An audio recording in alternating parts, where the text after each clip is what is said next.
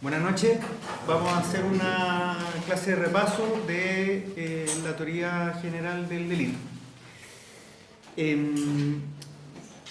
Las dudas, por favor, al final del bloque, vayan anotando para poder hacer un poco más, para poder tratar de pasar la mayor cantidad de materia posible. ¿Cuál es el objeto de la...? Naturalmente no voy a dictar, voy a hablar un poco más rápido, ¿ya? Pero les voy a hacer llegar el video, ¿ya? ¿Cuál es el objeto de la teoría del delito? El delito o el hecho punible. ¿Y en qué consiste esto? Consiste en una abstracción que resulta de la aplicación de las reglas comunes a todos los hechos punibles. Es decir, estamos hablando de la construcción de categorías que son generales o comunes a todos los delitos, y por eso se llama la teoría general del delito o del hecho punible. De esta manera, los elementos especiales y características especiales de cada uno de ellos son objeto de otra asignatura del derecho penal que se llama la parte especial del derecho penal, que se ve en esta universidad en Derecho Penal 3 y Derecho Penal 4, que se refiere al estudio de las categorías dogmáticas especiales a ciertos delitos o especies de delitos. La noción de delito debe concretarse en el derecho vigente. En ese sentido, si buscamos un concepto legal del delito, lo encontramos en el artículo 1, inciso primero del Código Penal, que dice: es delito toda acción u omisión voluntaria penada por la ley. Este concepto se tiene que integrar con el artículo 10. En cierta medida podemos decir que es incompleto. Y en el artículo 10 se contiene lo que se denominan las eximentes de responsabilidad penal, que contienen, ocupando una terminología doctrinaria, causales que excluyen la acción, la antijuridicidad y la culpabilidad. En términos genéricos son eximentes de responsabilidad. Por lo tanto, el concepto legal contenido en el artículo 1, inciso primero, es insuficiente, y por eso se desarrolla un concepto doctrinal que lo entiende como una acción o omisión típica, antijurídica y culpable. Vamos a estudiar ahora cómo se clasifican en general los delitos. Existen varias clasificaciones que realiza la doctrina. Eso no es muy relevante a propósito de un repaso, pero sí mencionar cómo los clasifica la ley. Básicamente la ley, en los artículos 3, si hacemos una relación de los artículos 3, 4 y 21 del Código Penal, la clasificación del delito o del hecho punible es una clasificación tripartita que distingue entre crímenes, simples delitos y faltas. Vámonos al artículo 3 del Código Penal, que dice: los delitos, atendida su gravedad, se dividen en crímenes, simples delitos y faltas, y se clasifican de tales según la pena que se les está asignada en la escala general del artículo 21. El hecho punible será una falta si la privación de libertad es de hasta 60 días, más de un día. Si es un simple delito, 61 días hasta 5 años, y será un crimen si es de 5 años y un día hacia arriba.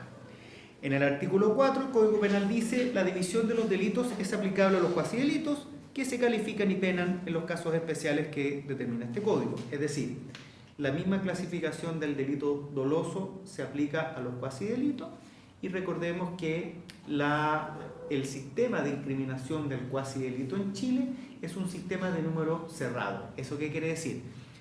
Cada vez que en un hecho punible se pueda constatar que no hay dolo, no significa que automáticamente va a existir un delito imprudente. Lo existirá si es que se encuentra a su vez expresamente tipificado en la ley penal. No es una incriminación automática del hecho punible como cuasidelito si es que no podemos constatar la existencia de un delito doloso.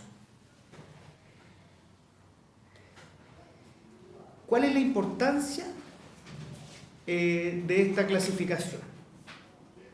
Son varias las razones de esta importancia. En primer lugar, A efecto de los plazos de prescripción, vea el artículo 97 del Código Penal. Ahí se establecen diferentes plazos de la prescripción de la acción y de la pena, atendiendo a la naturaleza o clase de hecho punible.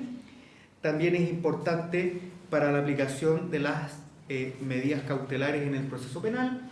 Eso lo pueden revisar en el artículo 140 del Código Procesal Penal, donde se señala como un criterio interpretativo para alegar la necesidad de cautela, es decir, cuando el legislador presume que la libertad del imputado pueda ser peligrosa para la seguridad de la sociedad, de la investigación o de la víctima, y uno de los criterios que se da es que el hecho en abstracto merezca una pena de crimen, es decir, 5 años, un día o superior.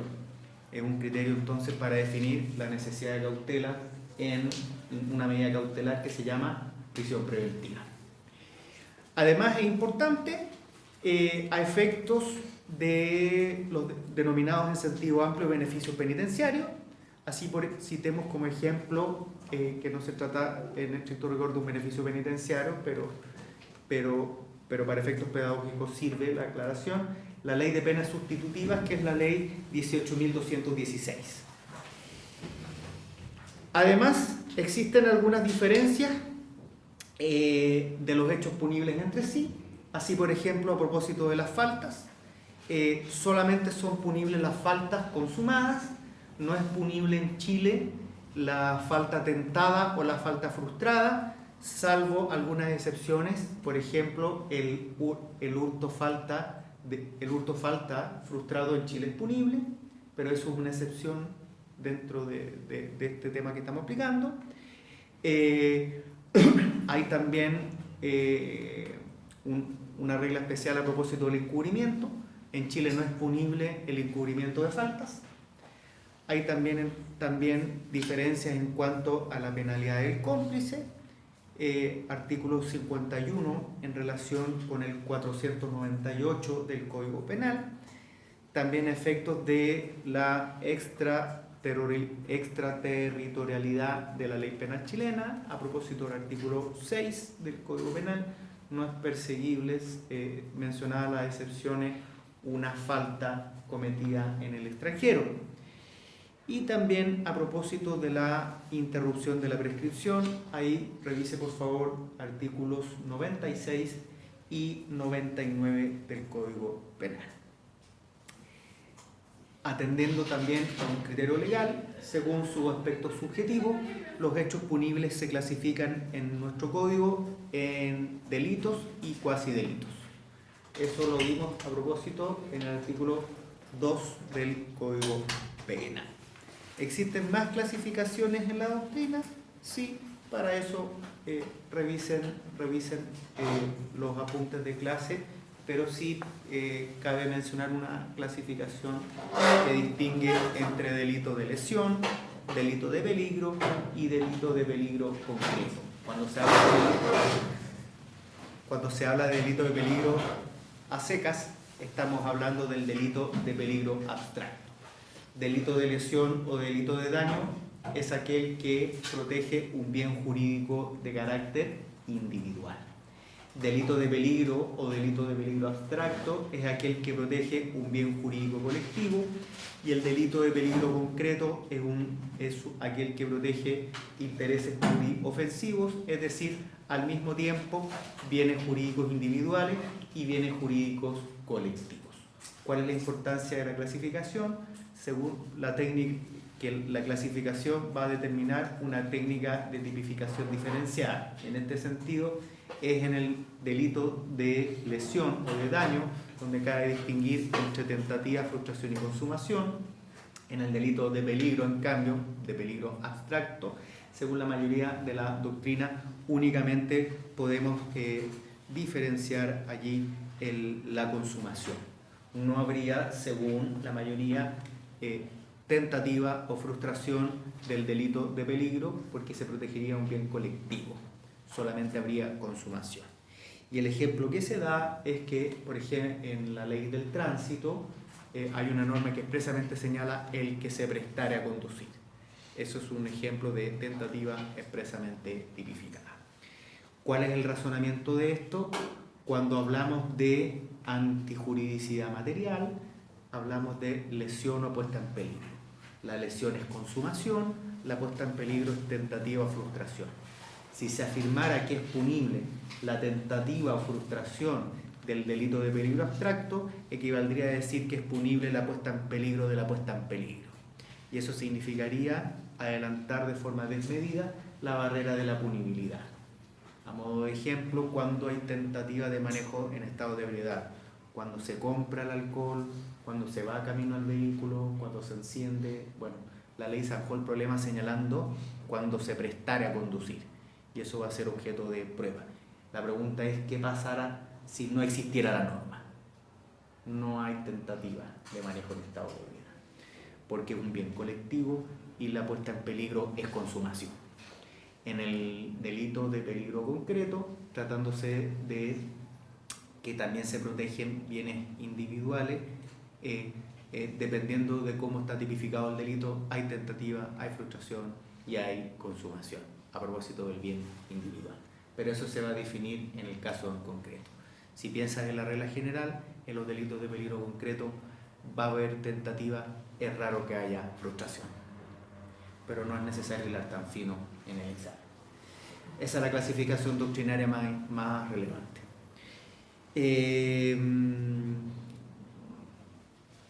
Vamos al primer elemento, que es la teoría de la acción o de la conducta. Los diferentes conceptos que se dan en la doctrina, estúdieselos por su cuenta de forma de conocimiento histórico, cultural. Yo voy a señalar ahora lo que dice la mayoría. Según la mayoría de la doctrina, según la mayoría de la doctrina tradicional, según la tradición liberal, el derecho penal es un derecho penal del hecho, no es un derecho penal de autor. ¿Dónde estaría la excepción de esto? En la ley 20.393, que castiga penalmente a las personas jurídicas. Tratándose de las personas individuales, de las personas físicas, mejor dicho, rige la tradición liberal del derecho penal del hecho. Tratándose de las personas jurídicas, el derecho penal de autor. ¿Por qué? Porque tratándose de la persona física o individual, la culpabilidad es un juicio de reproche. Tratándose de la persona jurídica, la culpabilidad es un defecto de organización. Visto de otra manera, tratándose de la persona física, el hecho le es atribuible si se le puede dirigir un juicio de reproche. Tratándose de la persona jurídica, no se habla de la atribución de un hecho, se habla de afirmar la responsabilidad penal si es que la persona jurídica fue defectuosa. ¿Cuándo es defectuosa? Cuando es culpable. ¿Cuándo es culpable? Tratándose de un defecto de organización. ¿Cuándo hay un defecto de organización para afirmar la culpabilidad de las personas jurídicas? En tres supuestos. La persona jurídica no tiene un modelo de prevención de delitos. Primer supuesto, de defecto de organización. Segundo supuesto, la persona jurídica tiene un modelo de prevención de delitos, pero este modelo es irreal. Tercer supuesto, de organización defectuosa. La persona jurídica tiene un modelo de prevención de delitos. Ese modelo es real, pero no está actualizado. ¿Qué son los modelos de prevención de delitos? Son protocolos de actuación que la propia persona jurídica se fija para actuar de forma que su organización no sea la que causa un delito. Y por eso se habla de organización defectuosa. Tratándose de la persona natural, ¿cuándo es culpable? Cuando el hecho le es atribuible. ¿Cuándo le va a ser atribuible? Cuando se le puede dirigir un juicio de reproche. ¿Cuándo se le puede dirigir un juicio de reproche? Cuando es imputable, cuando tiene conocimiento de la antijuridicidad de la conducta y cuando no le es exigible un comportamiento diverso. Bueno, vamos a la acción propiamente tal. ¿Qué es la acción? Un comportamiento humano, por regla general. Ya vamos a ver un poquito más adelante que excepcionalmente responden las personas jurídicas. Es un comportamiento humano guiado por la voluntad. O un comportamiento humano que no obedece a una norma imperativa. En el primer supuesto, cuando hablamos de comportamiento humano guiado por la voluntad, nos estamos refiriendo al delito de acción. Cuando hablamos de un comportamiento humano que no obedece a una norma imperativa, nos estamos refiriendo al delito de omisión. Comportamiento humano. ¿Qué estamos queriendo decir con eso? Se descartan los hechos de la naturaleza, se descartan los hechos de los animales, salvo que el ser humano instrumentalice a la naturaleza o al animal para cometer el delito. Y también, por regla general, se descarta el hecho de la persona jurídica, salvo que se encuentre en una de las hipótesis que menciona la ley, que vamos a ver poco más adelante. Por regla general, la persona jurídica no es culpable. Y por regla general, la persona jurídica no es capaz de acción. Bueno, ¿cuándo no hay acción? Respuesta: cuando no hay voluntad. Cuando no hay voluntad, en tres grandes supuestos. ¿Cuáles son estos supuestos? A propósito de una fuerza física de carácter irresistible, que también se le denomina vis absoluta. Por ejemplo, una persona amarrada a una silla no podrá rescatar al hijo que se está ahogando en el río. Es una fuerza física de carácter irresistible. No es lo mismo que la persona no rescate al hijo porque tiene una pistola que le está apuntando a la cabeza. En ese caso se habla de fuerza moral de carácter irresistible, que podría excluir otro elemento del delito que se llama culpabilidad, porque no le era exigible un comportamiento diverso. Pero que es relevante a propósito de la exclusión de la acción, que la fuerza física tiene que ser absoluta, debe excluir toda posibilidad de acción. ¿A qué nos referimos a posibilidad de acción? ¿Qué significa que la acción sea voluntaria? Significa que sea gobernable, es decir, que sea controlable por el sujeto. Dicho coloquialmente, la acción es voluntaria cuando el sujeto se puede gobernar. No suena muy elegante, pero es muy descriptivo. Cuando tú te gobiernas, tu acción es voluntaria. Cuando no es voluntaria, cuando no es capaz, cuando no es susceptible de autogobierno. Cuando no es susceptible de autogobierno, cuando no es voluntaria. Cuando, tratándose de una fuerza física de carácter irresistible, que esto se denomina vis absoluta, tratándose de movimientos reflejos y de estados de inconsciencia. A propósito de los movimientos reflejos y de los estados de inconsciencia, hay una excepción. ¿Cómo se llama esa excepción? Las acciones libres en su causa. ¿Qué significa eso? El sujeto, pese a que al momento del hecho no era capaz de gobernarse, respondería penalmente si es que se colocó voluntariamente en la situación de no voluntad. Por ejemplo, la persona bebe alcohol y en estado de ebriedad delinque. No es lo mismo, ahí sería una acción libre en su causa, porque la persona voluntariamente se situó en la situación, valga la redundancia, de no voluntad. Acción libre en su causa. ¿Cuál sería la excepción? Cuando la acción deja de ser libre en su causa.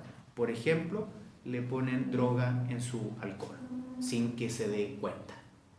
Ahí la persona no se sitúa libremente en la situación de no voluntad.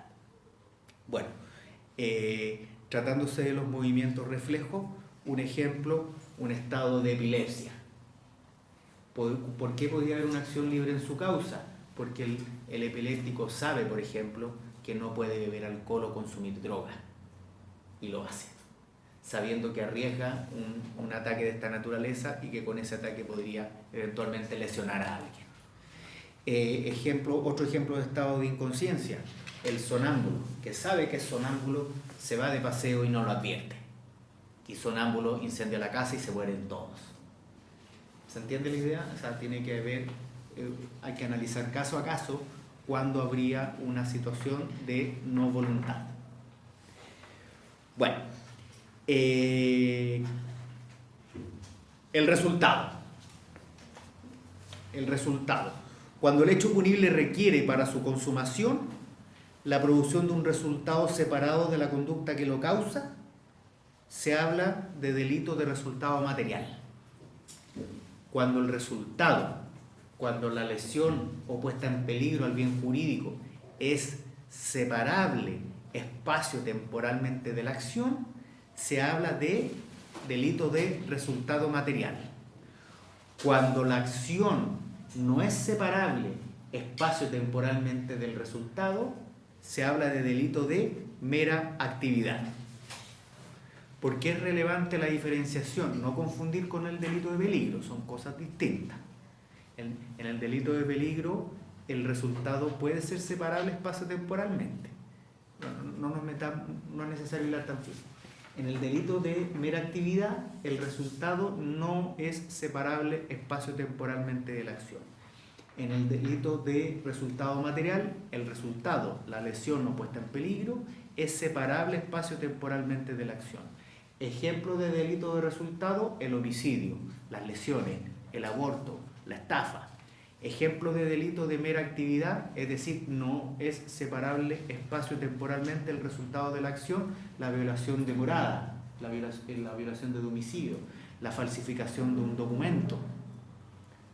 ¿Cuál es la importancia de esta distinción? En el delito de mera actividad no hay frustración, solamente podría haber tentativa o consumación. En el delito de resultado material hay tentativa, frustración, consumación. ¿Por qué es importante también?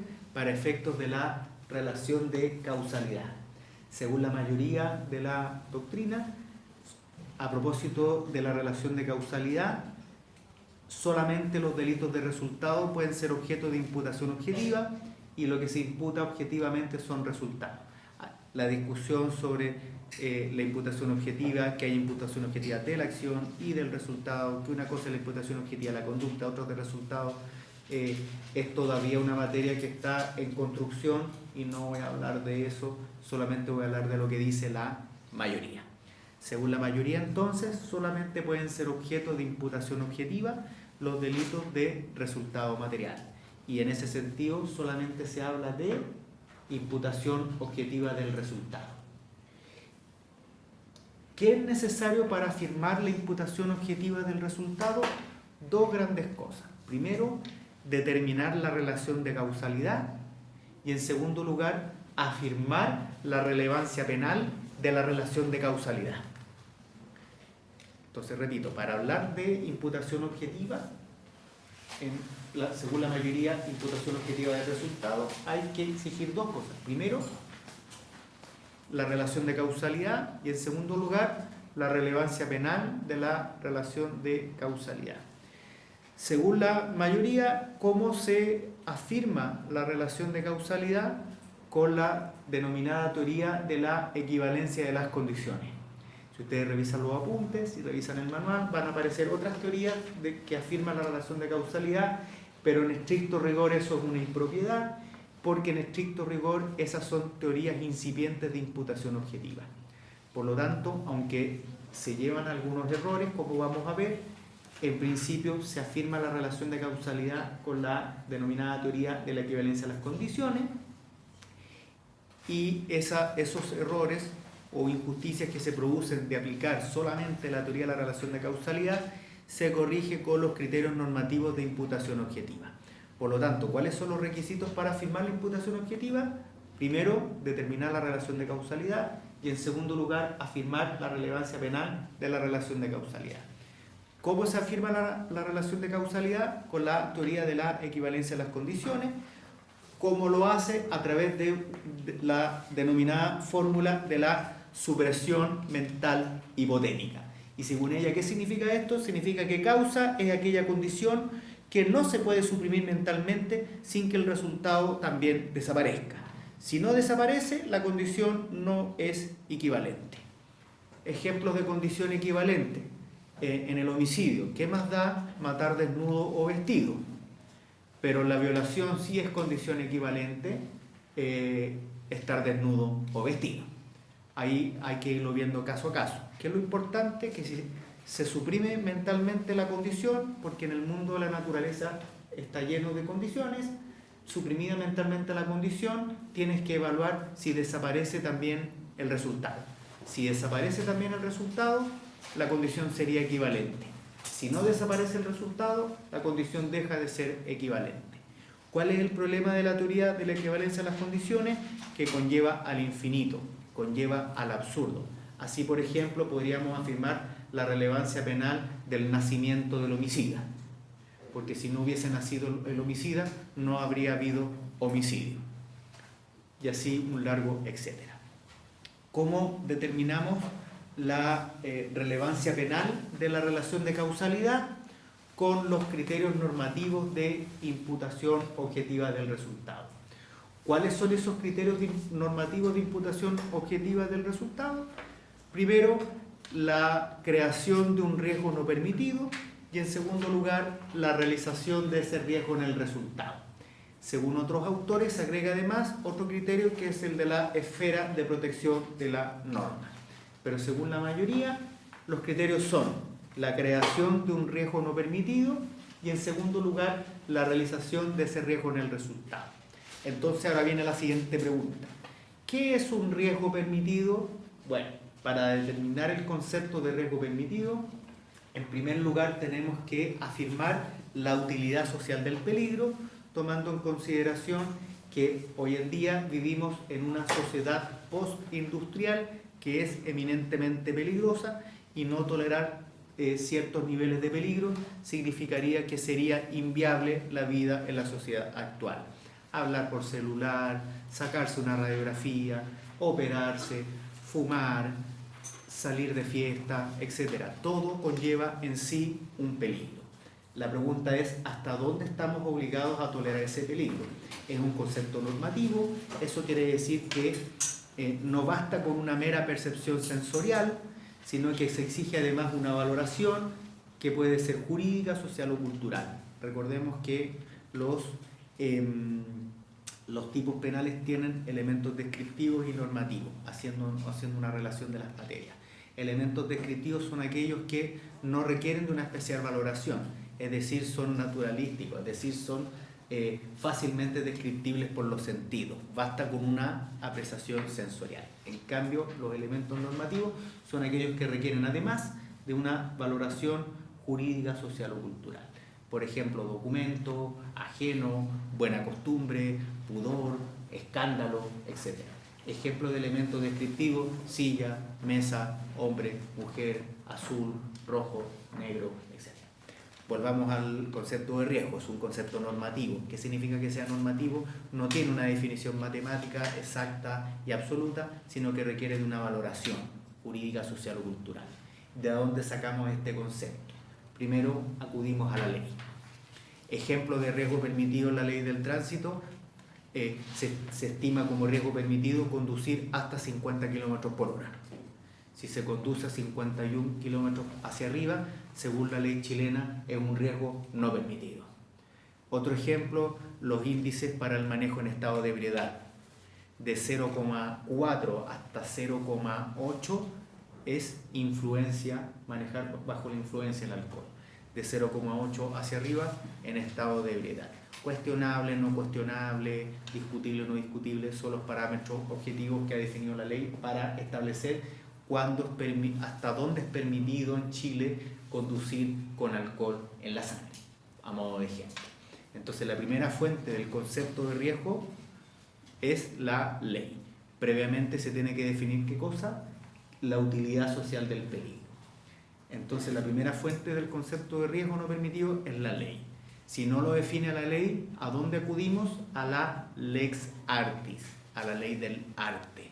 No confundir solamente con el ámbito médico. La lex artis existe en todos los sectores de la actividad. ¿Y a qué se refiere? Al conjunto de procedimientos, protocolos y formas de actuación que se encuentren aceptados en algún sector de la actividad. En ese sentido existe lex artis del fotógrafo, lex artis del abogado, lex artis del panadero y un largo etcétera. ¿Cómo sabemos que, por ejemplo, se necesitan tantos gramos de tal droga para poder anestesiar a una persona? Eso no lo define la ley, lo define la ley del arte médica. ¿Cómo sabemos que existe en materia jurídica un conflicto de interés? Porque así lo define, por ejemplo, el Código de Ética Profesional. Eso es ley del arte. ¿Cómo definimos que existe el concepto de muerte digna? Existe una ley que es la 20.584 que define los derechos y deberes del paciente. Y ese concepto de muerte digna que se refiere a que hay que, en primer lugar, acreditar, asegurar los cuidados paliativos del enfermo que no tenga una posibilidad de sobrevida. Estamos hablando de la señora de 80 años que tiene un cáncer avanzado. Usted en la familia le da un fuerte resfrío. ¿La seguimos llevando al hospital? Va a depender de la ley del arte. No hay un concepto absoluto, determinado, matemático. Va a depender de la ley del arte. Otro ejemplo extremo. Hay una sola máquina para asegurar la sobrevida de una persona y los enfermos son una niña de 20 años y una señora de 40. ¿A quién salvamos? Automáticamente vas a decir a la joven de 20. Momento, ¿qué pasa si la joven de 20 tiene una enfermedad terminal, por ejemplo? Todos esos son aspectos que va a definir la ley del arte. Pero, ¿qué quería decir yo? Que el concepto de muerte digna, por ejemplo, ahora hace ya un tiempo se define en la ley, pero antes de la ley se definía en el Código de Ética Médico. Entonces, si no lo define la ley, hay que acudir a la lex artis. ¿Qué pasa si no hay ley? ¿Qué pasa si no hay lex artis? ¿Cómo se define el concepto de riesgo? Hay que acudir a la costumbre en sentido amplio. Recordemos que la costumbre no puede ser fuente directa del derecho penal. ¿Qué significa eso? Que hay que acudir a la ley o a la lex artis extranjera. ¿Ya? Insisto, estos no son criterios matemáticos, no son conceptos acabados, son conceptos que da la doctrina, y esta doctrina que se encuentra todavía en construcción. Bueno, ¿qué otros aspectos son importantes para terminar la imputación objetiva? ¿Qué pasa con el aumento de riesgo y qué pasa con la disminución del riesgo? Porque estábamos hablando recién de la creación. Si hay disminución del riesgo, pese a que se den todos los criterios de imputación objetiva, hay relación de causalidad y el riesgo donde interviene el sujeto no es permitido, tratándose de una disminución del riesgo, no hay imputación objetiva. ¿Por qué? Porque el sujeto activo mejoró la situación de la víctima. El ejemplo de manual es la piedra que va en el aire y que va directo a la cabeza de la víctima, y el autor se da cuenta y desvía la piedra, y en vez de ser mortal, la lesiona gravemente. El autor, con su conducta, lo que hace es mejorar la situación de la víctima y por lo tanto no le sería imputable. El típico ejemplo de empujón de película romántica, que van a atropellar a la doncella y el Ken de la Barbie la empuja y doncella, en vez de morir, resulta lesionada. Eso es disminución de riesgo, y como criterio no afirma la imputación objetiva, sino que todo lo contrario, puesto que mejora la situación de la víctima. ¿Qué pasa con el aumento de riesgo? El sujeto no creó el peligro, se da la relación de causalidad, pero desmejora la situación de la víctima, y por lo tanto el aumento de riesgo sí es imputable. Ejemplo, la persona, el gracioso entre comillas, que se roba una señalética de una persona que se encuentra en pana, y producto de ese robo la chocan por atrás y la persona muere. La persona está con el chaleco fosforescente, puso el triángulo, y viene un tercero y se lleva el triángulo, y la chocan por atrás y la víctima muere. Si el sujeto activo desmejora la situación de la víctima, se afirma la imputación objetiva. Dos problemas más de imputación objetiva. Hay muchos problemas más, estoy afirmando los más relevantes. ¿Qué pasa con los conocimientos especiales? ¿Y qué pasa con la víctima dogmática? Conocimientos especiales. Estamos hablando de el sujeto que con los conocimientos adicionales que tendría cualquier ciudadano habría sido posible no lesionar o disminuir el peligro. El ejemplo de manual, el médico, el piloto, el karateca. Me estaba acordando un ejemplo hace un par de años en una línea aérea X. El piloto del avión se dio cuenta que iba a chocar de frente con otro y hace una maniobra de guerra. Hubo gente que resultó lesionada, qué sé yo, pero salvó que se murieran más de 100 personas. Ya, la pregunta es, ¿qué hubiese pasado si el piloto no hubiese tenido la expertise? Primera situación, el piloto tenía la expertise para manejar ese avión, pero no tenía la expertise para efectuar una maniobra de guerra. Ayer dieron en la televisión, en el canal 13, cómo se entrenan los pilotos chilenos para pilotar el F-16. Tienen que soportar 9 Gs. ¿Saben lo que son 9 Gs? 9 veces la fuerza G. Tienes que ser capaz de soportar 9 veces tu propio peso. Imagínate el extremo para ser un piloto de guerra. Bueno, en la hipótesis 1, ese conocimiento es adicional del que era exigible a cualquier piloto, por lo tanto no hay imputación. Pero ¿qué pasa? ¿Qué hubiese pasado si ese piloto, teniendo el conocimiento, no evita el resultado, se muere todo el avión y él no? ¿Le es imputable el resultado? Según la mayoría de la doctrina, sí, porque con su conocimiento habría salvaguardado los bienes jurídicos en juego. Es discutible. Y eso llévalo a cualquier sector de la actividad. Lo relevante es determinar si el conocimiento era o no capaz de salvaguardar la integridad del bien jurídico. Y el otro aspecto, la autoprotección de la víctima, lo que se llama la víctima dogmática, es decir, el estudio de hasta qué punto incide en la actuación de la víctima la producción del resultado. Para estos efectos es relevante tener a la vista el artículo 2330 del Código Civil. 2330 del Código Civil en relación con el artículo 69 del Código Penal. ¿Qué artículo del Código Civil? 2330. ¿Qué dice? La apreciación del daño está sujeta a reducción si el que lo ha sufrido se expuso a él imprudentemente. Es decir, cuando es la víctima la que se expone de forma imprudente al daño, se tiene que reducir el monto de la indemnización civil. ¿Se puede llevar esto al ámbito penal? Es discutido. Según la mayoría, entiendo que sí. ¿Por qué? Porque en el artículo 69 del Código Penal,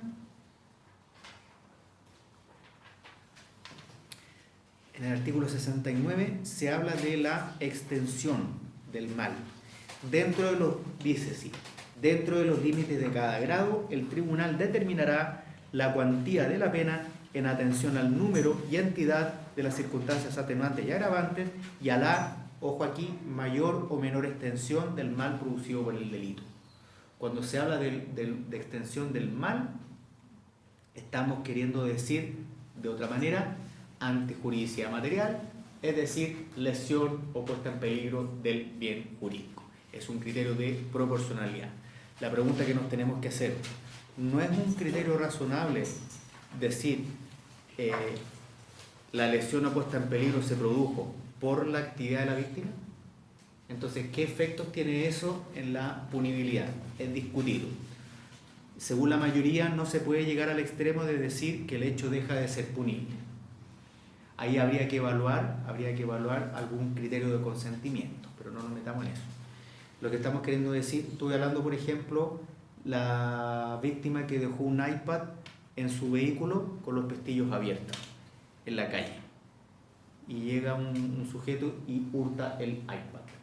Bueno, en Chile eso sería, es discutir, robo con fuerza las cosas, porque se encuentra en un lugar nacional de uso público, dejando al lado esa discusión.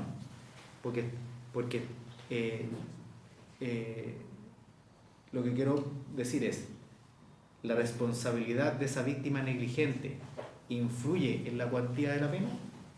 Yo creo que sí, tendría que disminuir la pena. Pero este criterio ¿es absoluto? No. ¿Cuál es el límite? No puede tratarse de delitos contra la libertad sexual. Es un ejemplo de manuales antiguos, de donde se empezó a hablar de esto. La víctima que fue objeto de un abuso sexual no debería ser víctima si, por ejemplo, provocó a su delincuente. Hoy en día, político-criminalmente, es indefendible ese criterio, por cómo ha evolucionado el concepto de bien jurídico y específicamente el de libertad sexual. Entonces, hoy en día ya es un criterio consensuado en la doctrina que no puede haber víctima dogmática tratándose de un delito contra la libertad sexual.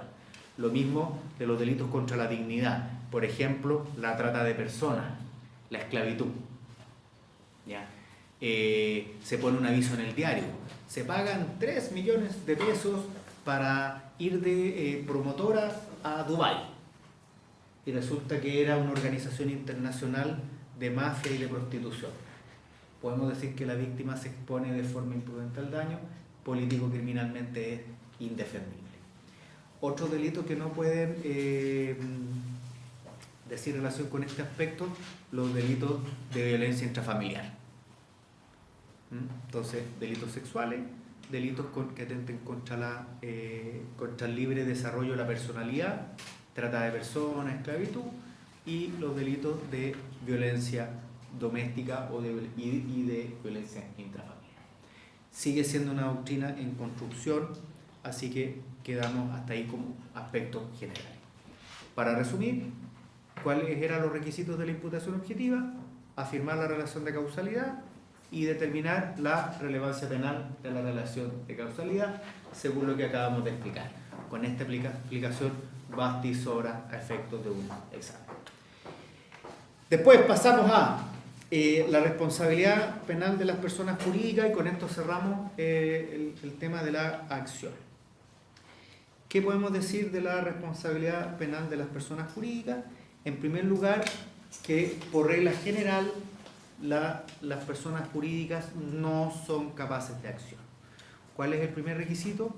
Son capaces de acción con un sistema de número cerrado, es decir, por los delitos expresamente definidos por la ley. ¿Dónde están definidos? En el artículo 1 de la ley 20.393. O sea, la persona jurídica no es responsable por cualquier delito, es responsable por los delitos definidos expresamente en el artículo 1 de la ley 20.393. ¿Y cuáles son estos delitos? Estos delitos son 12. La contaminación de aguas, la comercialización de productos en veda, la pesca ilegal de recursos del fondo marino, el procesamiento y almacenamiento de productos marinos escasos sin acreditar su origen legal, el lavado de dinero, el financiamiento del terrorismo, las negociaciones incompatibles, el soborno, el cohecho al funcionario público extranjero, el cohecho entre particulares activo, el cohecho entre particulares pasivo, la receptación, la apropiación indebida y la administración desleal. Ahora, para afirmar la atribución de la responsabilidad penal de la persona jurídica, deben cumplirse con los requisitos que se señalan en el artículo 3 de la ley 20.393. ¿Y cuáles son estos requisitos? Primero, la comisión de un delito por parte de un sujeto relacionado. Yo no puedo cometer un delito que beneficie a Jumbo, por dar un ejemplo, a la Universidad de Santo Tomás. No, tampoco, porque yo no tengo deberes de supervigilancia y control. Eso es muy relevante. Qué bueno que no basta con ser empleado. No basta con ser empleado. Tienes que ser un sujeto relacionado. ¿Qué significa eso? Quienes realicen labores de administración o supervisión y o cualquier persona que se encuentre bajo su dirección o supervisión directa. ¿Qué es lo relevante? Deberes de supervigilancia y control y deberes de supervigilancia y control que hayan sido delegados. Yo soy un simple profesor oral. Yo no tengo ningún deber de supervigilancia y control más que supervisar la actividad de mi docencia en mi aula. Pero yo no tomo ninguna decisión. Si un alumno se ausenta por una prueba solemne, yo tengo que pedir permiso a la autoridad si es que puede tomar la prueba en otra oportunidad, por dar un ejemplo. Entonces, ¿cómo se determinan los deberes de supervigilancia y control? Van a depender de cada persona jurídica. ¿Qué es lo relevante? Cómo hayan sido delegados. ¿Estamos? Entonces, primer requisito, comisión de un delito por parte de un sujeto relacionado. ¿Quiénes son los sujetos relacionados? Quienes realicen labores de administración y supervisión y o cualquier persona que se encuentre bajo su dirección o supervisión directa.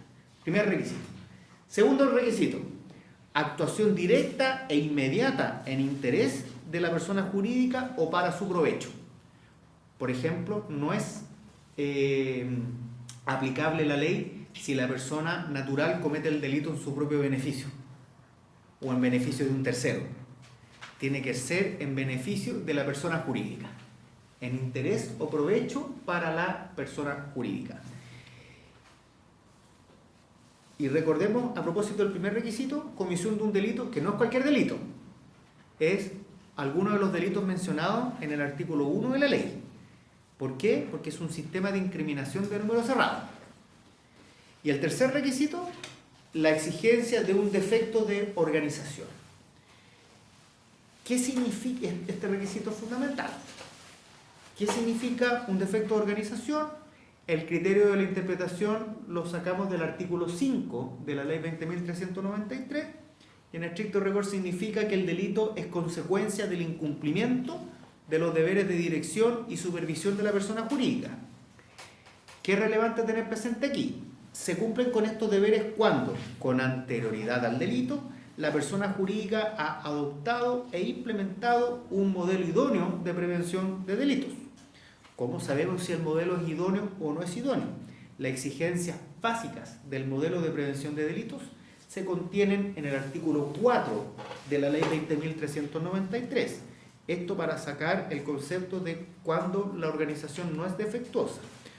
¿Cuándo la organización no es defectuosa? Cuando su modelo es idóneo. Cuando, según la ley chilena, el modelo es idóneo. Cuando existe la designación de un encargado de prevención de delitos. A este encargado se le llama oficial de cumplimiento. Cuando al oficial de cumplimiento se le han definido los medios y facultades. En tercer lugar, cuando existe el establecimiento de un sistema de prevención de delitos. Y también la ley agrega que este modelo haya sido supervisado. En conclusión, en resumen y para terminar, ¿cuáles son los casos de organización defectuosa? Cuando no existe modelo de prevención de delitos, cuando existe pero es irreal, y en tercer lugar, cuando existe es real pero está desactualizado. ¿Por qué se puede desactualizar un modelo? Porque modifican la ley, porque se muere un sujeto relacionado. ¿Quiénes son los sujetos relacionados? Los que cumplen con deberes de supervigilancia y control. Por ejemplo, se muere un gerente, se muere un director. En el ámbito de las universidades, cambian a un decano y cambian muchas políticas. Eso, entonces, si cambian a la autoridad, la que tiene deberes de supervigilancia y control, el modelo tiene que actualizarse al cambio de circunstancias. Bueno, eso a propósito de las personas jurídicas. Y ahora pasamos a la teoría del tipo.